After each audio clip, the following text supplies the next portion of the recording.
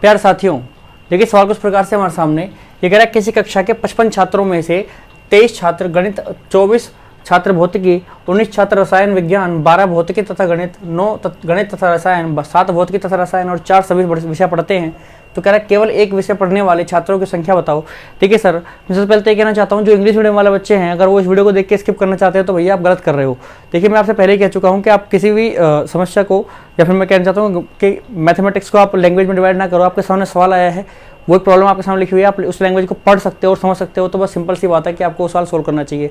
हिंदी में सवाल लिखा हुआ है, आपको हिंदी पढ़नी आती है तो भैया सवाल समझो और उसको सोल्व करो, ठीक है। तो और इंग्लिश जो हिंदी मीडियम वाले छात्र मैं उनसे भी कहना चाहता हूँ कि इंग्लिश एक कॉमन लैंग्वेज है, सभी जगह बोली जाती है। तो आप जब इंग्लिश वाला कोई सवाल मैं यहाँ पे रखूँगा तो आपको भी स्किप नहीं करना है, आपको भी वो सारी वीडियोस को फॉलो करना है, इंग्लिश वाली हो चाहे हिंदी वाली हो। चलिए, कुछ इस तरीके से आपके सामने सवाल आ गया है और यहाँ पर हमने वेन डायग्राम पहले से बना के तैयार रखा है सर। यहाँ पर तीन चीज़ों के लिए देखिए 3 विषय हैं, मतलब आपके मोटे मोटे कौन कौन से, एक तो आपका भैया गणित है, दूसरा आपका भौतिकी और तीसरा रसायन है। तो एक आपका मैथमेटिक्स है, मान लेते हैं ये भैया मैथमेटिक्स है, ये आपका केमिस्ट्री है और ये आपका फिजिक्स है।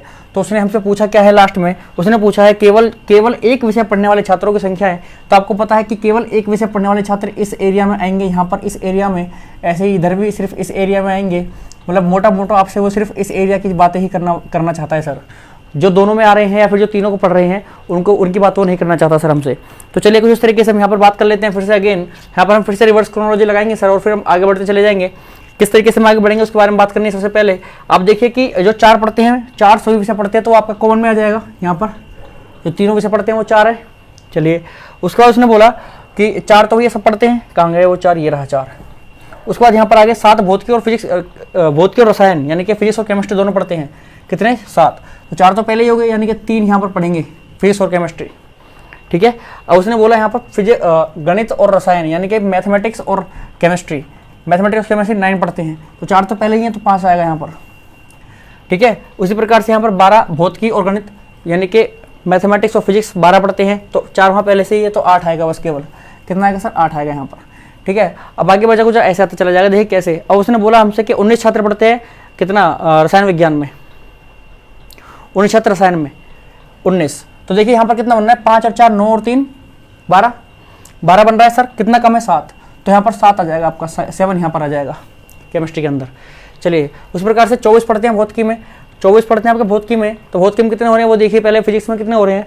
8 और 4 12 और 3 15 हो रहे हैं सर। और यहाँ पर 24 चाहिए हमको, 15 हो रहे हैं, 24 चाहिए, तो 9 कम है, 9 कम है यहाँ पर भाई। 8 4 12 और 3 15 और 5 20 और 4 24। चलिए, 9 आ गए यहाँ पर।